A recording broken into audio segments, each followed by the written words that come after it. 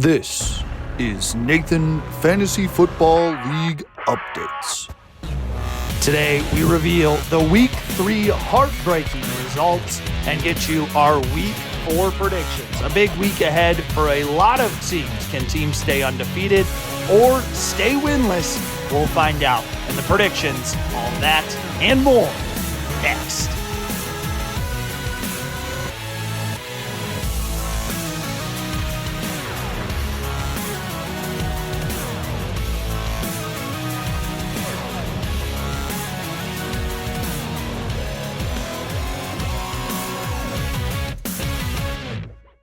Nathan Fantasy Football League Updates. Welcome back to another edition of getting you not only the Week 3 recaps, but we're going to get you ready for Week 4. We had some really exciting matchups and some really disappointing matchups. So without further ado, we're going to jump right into it. Some big booms, some low lows from some players. We'll get you how things went, and we start with the Bowling Green Cave Shrimp taking on the Rocky River Rough Riders. And in a 3-point game, yes, a 3-point game, which turned out to be probably the most exciting game of the week, the Rocky River Rough Riders come back to defeat the Bowling Green Cave Shrimp 136-133. We'll start with the Cave Shrimp, who had an excellent quarterback performance. 29 points for Dak Prescott, 25 from Brock Purdy. Jonathan Taylor finally looked like that first-round pick at 26 fantasy points, but the big misses came all the way everywhere else. Cam Akers had to slide in at the flex position, 9.9 points. Trey McBride, 5. Jameson Williams, 1. Josh Jacobs, 5. So some tough goes outside of the QBs and Jonathan Taylor. The big misses off the bench. Justin Fields did have 18, but didn't outperform the other quarterbacks.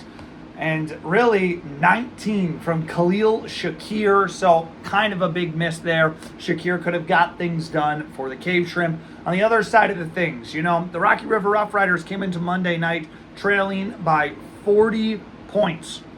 And what we have learned from this experience, never count Josh Allen out of a football game. He scores 30 fantasy points, and the Bills defense adds 14 more points to barely squeak the Rough Riders past the Cave Shrimp.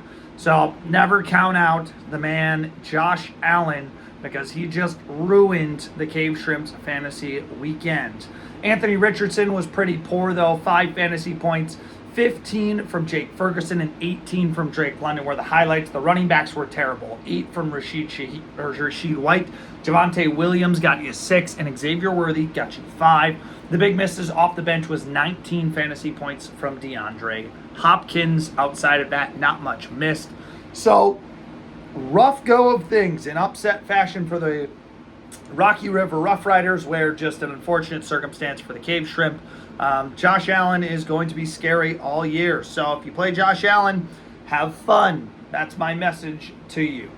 We'll move on as one of the 0-2 teams improved to 1-2. One falls to 0-3, and it was the Empire Strikes Back, winning on 163-135 over the Guantanamo Bay Flying Squirrels. It truly was a dominant bounce-back performance from the Empire Strikes Back as they improved to 1-2, and the Guantanamo Bay Flying Squirrels fall to the only 0-3 team in the league. It was really an outstanding performance from Saquon Barkley, 33, Justin Jefferson, 20, and Rashee Rice, 29 fantasy points. Also 16 from the Jets defense. Big misses off the bench. Rome Odunze, 23 fantasy points for the Bears, 13 from Najee Harris. But nonetheless, you get a big-time victory and finally get in the win column. On the other side of things, Guantanamo Bay made things interesting. 25 fantasy points from Joe Burrow, 19 from Stephon Diggs, and Dallas Goedert with a big game, 27 and 17 from Chris Godwin. Zamir White once again sucked. How about 3 fantasy points? And Derek Carr tried to slide into the lineup, only 7 for him. So welcome back to reality, Mr. Derek Carr. And Tyreek Hill, with no quarterback to throw to him, 7 fantasy points. Big misses off the bench, Caleb Williams with 17. Outside of that, the bench was pretty poor for the Flying Squirrels as they fall to 0-3. So now looking around the other league, the game of the week was still a pretty solid game. We thought it'd be more in blowout fashion. Well, The final score, a 123-113 victory for the Michigan Avengers over the Bay City Bunnies. The Bunnies fall to 2-1, while the Avengers sit at a perfect 3-0. So, how'd they do it? Well, 16 points from Patrick Mahomes.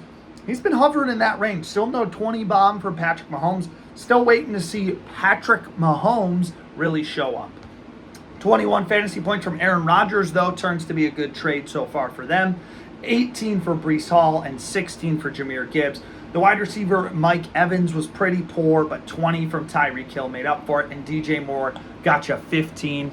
-6 from Dallas defense is a little concerning. And how about a big fat 0 from Mark Andrews? What's going on with Mark Andrews?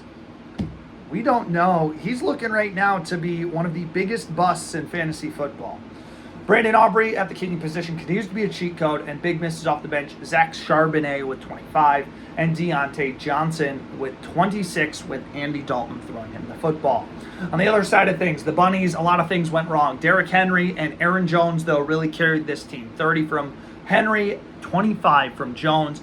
CJ Stroud was awful, only 9. Calvin Ridley got you 1. And everybody else was pretty much under 10.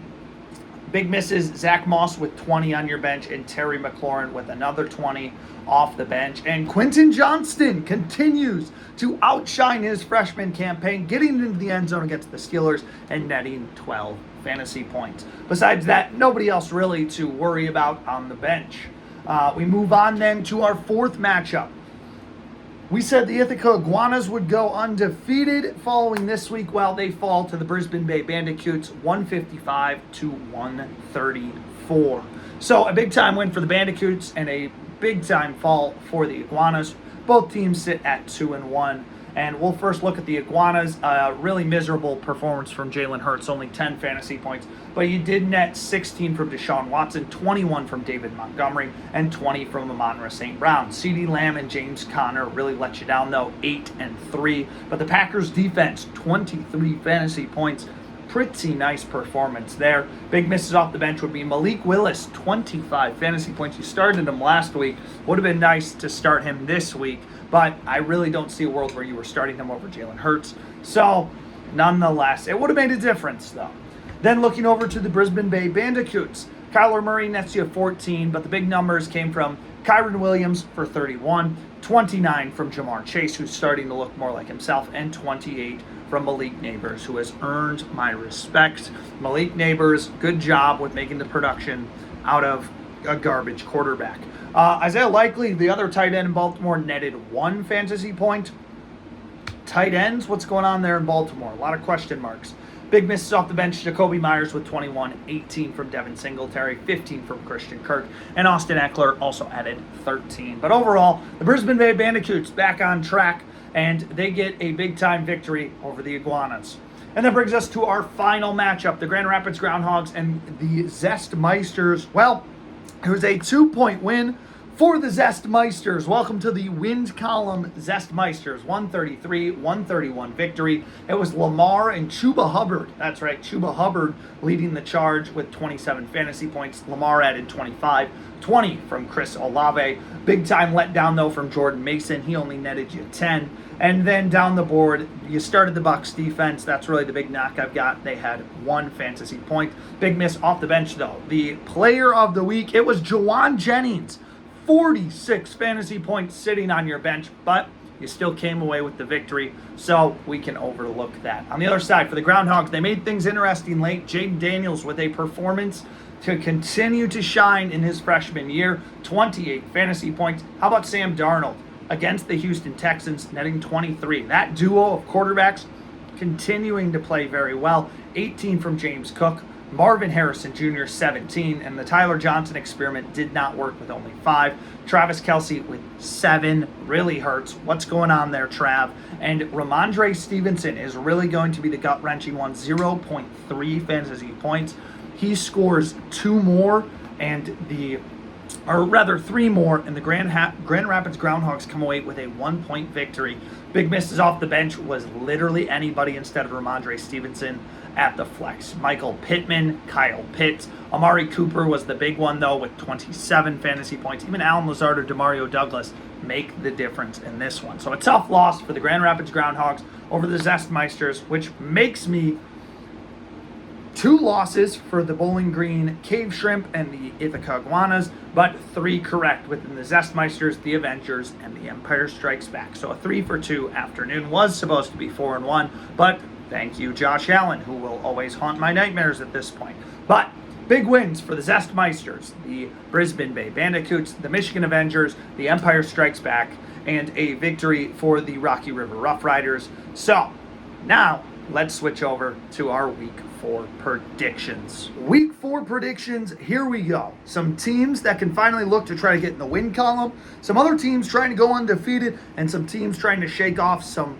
tough losses. And we're going to start with one of those matchups. A 1-2 squad taking on a 1-2 squad. It's the Bowling Green Cave Shrimp facing off against the Zestmeisters. The Bowling Green Cave Shrimp, of course, trying to shake off the Josh Allen misery from last week. And it's going to be an interesting matchup. I think this one's going to be, back and forth brawl, but we'll start with the Cave Shrimp. I think the quarterbacks finally are trending in the right direction. They continue to do that. Dak Prescott, Brock Purdy have some solid games. And Jonathan Taylor found his stride, found the end zone. How about his continues that with another 20-plus point performance? And then my turning point player, Josh Jacobs. I don't think he has a great game by any means. I think he has a serviceable game against the Minnesota Vikings. Nonetheless, my turning point player, Josh Jacobs, I think starts to head down the right direction. And then Garrett Wilson. I think he finally has a good game. Aaron Rodgers finally throws him the ball enough to where he's flirting with a 20-point game. This is the Garrett Wilson we've expected. And then J-Mo and Khalil Shakir slide into the lineups again for the injured Deebo Samuel and Isaiah Pacheco. I think they'll both play serviceable, nothing incredible, just serviceable. And if Trey McBride plays, also serviceable. Now we look at the Zestmeisters. I think you get a big game from Lamar. You get a big game from Jordan Mason. I think Nico Collins and Olave have solid games, but I think your turning point player, Juwan Jennings, does he score 3 touchdowns again? I don't think so. I think Juwan Jennings had a one-off game. George Kittle will probably be back this week. I think Brandon Ayuk will get whatever garbage he was trying to figure out last week figured out. And because of that, your turning point player, Juwan Jennings, will probably play serviceable, just not 3 touchdowns. Top scorer in the league, good this year. But we'll get to my predictions. And in a 8-point spread, give me the Bowling Green Cave Shrimp to bounce back and improve to 2-2. I think this is a game that, you get a lot more production from guys who didn't produce, such as J-Mo, Trey McBride.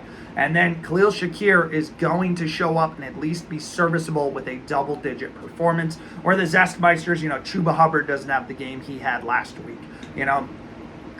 Dalton Schultz is in there at tight end. I don't think he performs as well as he has. And because of that, I think the Bowling Green Cave Shrimp escape with an 8-point victory over the Zestmeisters. Matchup number 2, another exciting matchup as the Flying Squirrels take on the undefeated Michigan Avengers. So, something's got to give. Either the not really something has to give, because the Michigan Avengers can improve to 4-0 and the Flying Squirrels could go 0-4, or literally the Flying Squirrels get their first victory of the season and the Avengers lose their first game of the season. But looking at the Flying Squirrels lineup, some wrinkles in there. Joe Burrow has a good game. Alvin Kamara has a good game. Derek Carr is still Derek Carr from last week. I think he plays horribly.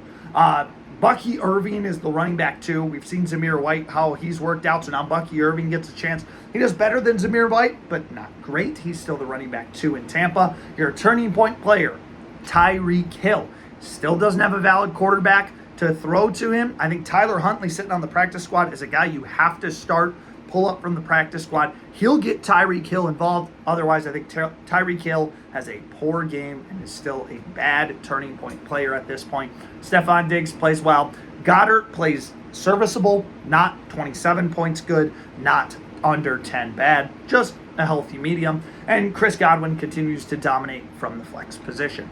On the other side, with the Michigan Avengers, Patrick Mahomes finally has that Patrick Mahomes game, is what I'm thinking. Aaron Rodgers starting to get in the groove, dominates Denver. Same with Breece Hall, same with Jahmyr Gibbs. Your wide receivers play okay.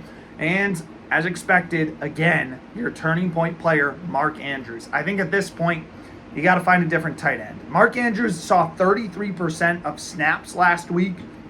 It's just mind-boggling to me what they are doing with Mark Andrews. I don't think he's the tight end he used to be. He's one of the worst busts so far in the league. I think you cannot afford to play him. He will lose you games at some point. So he's your turning point player. I think it's another bad game for Mark Andrews. But DJ Moore and, of course, the cheat code, Brandon Aubrey, make up for it. But in a 10-point spread, 10-plus point spread, give me the Avengers to stay undefeated and take down the Flying Squirrels. Bucky Irving, Derek Carr, and Dallas Goedert kind of hurt this one, along with the Chargers defense, which you've slated in. I don't think it's enough to get you over the likes of Breece Hall, Jahmyr Gibbs, and Mahomes and Rodgers. So, Flying Squirrels fall to 0-4. Avengers improve to 4-0 in my prediction. Matchup number 3. Here we go. The Rocky River Rough Riders riding their high horse, if you will, taking on the Ithaca Iguanas, who just came off a heartbreaking loss. Well, this one's going to be interesting. We'll start with the Rough Riders and your turning point player, Anthony Richardson. Anthony Richardson, last season, it felt like he was a guaranteed 16-plus. This year, it's like, what is going on? He can't throw the football. He's not even running the football well. He's been under 10 twice already this season. He's your turning point player. Do I think he improves? Maybe. Do I think it's enough to help out a ton? Maybe. But that's why you have Josh Allen, who's probably going to score above 20 plus, maybe even 30. The running backs are so-so. Rashid White, meh. Mixon has probably a bounce back game as long as he's healthy. He'll play really solid. I've been heard Devontae Smith will not be playing this week, so we'll see who slides in there. If he's already got it in, it'll be in the graphic. But Xavier Worthy, Ferguson, London play serviceable. Nothing really notable except your turning point player in Anthony Richardson. Does he break out again and have another solid game? And Josh Allen does Josh Allen things. So, looking at the Iguanas, I think Jalen Hurts has a bounce-back performance. I think James Conner has another bounce-back performance. I'm a little questioning why David Montgomery is not in this lineup. He has not given you a reason to take him out, so I maintain him in. But J.K. Dobbins is there now. He plays serviceable. And then you have the top scorer of the week in CeeDee Lamb. He plays the New York Giants. I think their secondary sucks. Their defense sucks. Their offense sucks outside of Malik Neighbors. And I guess Devin Singletary's all right. But other than that, give me CeeDee Lamb to be the top scorer of the week and absolutely dominate the New York Giants. Dak, just get him the football. Amon-Ra St. Brown, another great game. And your turning point player is Brandon Ayuk. Because boy, could he not catch a football last week, being the valuable option with George Kittle, Debo, Christian McCaffrey all out. Instead, he forgot how to catch a football. He did all this drama in the offseason to suck when he had his opportunity. So, how does he perform this week? We'll find out. I think he does serviceable. Nothing great, though. So, prediction time. In a 10-plus point spread, though, give me the Iguanas over the Rough Riders. I think Anthony Richardson having a bad game. No Devontae Smith. Worthy, Ferguson, London only being serviceable, and Rashad White being meh. I think it's enough to cost you, especially with the top score of the week, Amon-Ra St. Brown and James Conner and Jalen Hurts doing their thing on the other side for the Iguanas. So, 3 matchups in the books. Here's number 4. Bandicoots facing off against the Empire Strikes Back. Bandicoots roll out a fun lineup. Kyler Murray, Geno Smith, Bijan, and Kyron Williams, I think all play pretty well. Geno more serviceable, but everybody else, really solid weeks from Kyler, Bijan, and Kyron Williams. Jamar Chase absolutely dominates the Panthers this week. Big time week for him. And Davante Adams becomes your turning point player. Davante Adams is one of the most polarizing fantasy football players there is. One week, he'll get you 25, and you're like, yeah, he's one of the top receivers in the league. Next week, the Raiders, for some reason, forget about him, don't throw him the football, and he sucks. And you're like, why do I have this guy? So he's your turning point player. I think he's an up week this week, so I like Davante Adams this week. Ingram, so-so, and Malik Neighbors, you've earned my respect. How about a solid game against the Dallas Cowboys? On the other side of things, the Empire, they're riding a high of their first victory. Jared Goff and Baker Mayfield play okay. But Saquon Barkley continues to be an incredible surprise guy. I think a lot of us were, thinking he'll be fine. We don't think he'll be amazing. Well, this is the Saquon we expected at the New York Giants. He'll do great. On the other side of things, your turning point player is Travis Etienne. Jaguars have sucked, leaving him out of the run game and relying more on the pass game, which hasn't been super much of his friend. I think this week it's a bounce back week for Travis Etienne. He has a solid week for you. Give me your running backs to have a pretty good week. Justin Jefferson, Rashee Rice continue to dominate, and Brian Robinson and Dalton Kincaid play pretty serviceable. So, prediction time. Give me in a 4-point spread the Brisbane Bay Bandicoots. That's right, the Bandicoots improved to 3-1. They're starting to have the wheels turn. A 4-point victory over the Empire thanks to Jamar Chase, Bijan Robinson, Kyron Williams, and Devontae Adams. And that brings us to our final matchup, the game of the week. And this one is the Bay City Bunnies taking on the Grand Rapids Groundhogs. A very fun matchup, and I think this one is arguably the best game of the week. And let's tell you a little why. For the Bunnies, it's CJ Stroud. I think he has a bounce back performance week this week. Derrick Henry and Aaron Jones continue to play well. And your turning point player, Terry McLaurin, finally got in the end zone, finally start to see that chemistry with Jaden Daniels. I think that continues another good week from him. Even Zay Flowers. Sam Laporta, if he plays, I know he's dealing with a day-to-day ankle injury. Well, let's find out if he is good enough to go. I think he plays okay. Still waiting for that Sam Laporta of last year. The other thing to note, for the first time this season, the worst starting quarterback in the NFL, Daniel Jones, is starting in the Bunnies lineup. I think he has a terrible game against the Cowboys tomorrow on Thursday Night Football. So guess what? That's probably going to hurt in the long run. Not a fan of Daniel Jones. I feel like I've expressed that on here.